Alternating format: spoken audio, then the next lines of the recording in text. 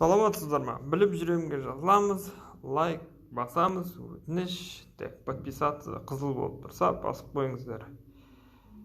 Так, жоғарыдан төменге ығыстырып жүреміз экранды, одан кейін осындай шығады. Одан кейін тағы төменге басамыз, тағы да төменге ығыстырып жүреміз. Точка доступа дегенге басамыз, сонда сіз интернетіңізді таратасыз. Бірақ таратар алдында оны дұрыстап жіберген жақсы. Точка доступының үстіне басып тұрамыз да, міне. Менде қазір өшіріп тұр. Сіз мынаның атын өз телефоныңызды атын қойып қойыңыздың, өзіңіздің атыңызды қойып қойыңыз, міне.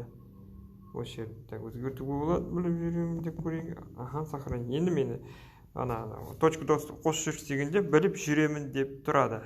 Келесі парольге 1-ден 8-ге дейін қойып қойыңыз енді. Себебі тек жақындарыңыз кіреді. Кішкене өте ыңғайлы болу үшін сіз айтып отырмайсыз, жазып отырмайсыз деген сияқты. Так, келесі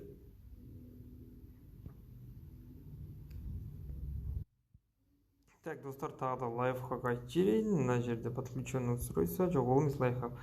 Мына жерде сіз ол кодын жазбай-ақ, мына QR кодты көрсетсеңіз, мына QR кодты көрсетсеңіз, ол сіздің Wi-Fi-ыңызға бірден қосыла алады, экранда алып келіп, ол жерде міне мынандай болады. Так, қазір міне так, қазір дополнительно. Бұл жерде по QR коду деген болу керек, жаңа версияларды добавить. Жоқ, ол емес, добавить. По QR коду деген бар. Түсіндіңіздер деген ойдамын. Біліп жүремге жазыламыз, лайк басамыз. Сіз Wi-Fi қалай тарату керек екен білесіздер.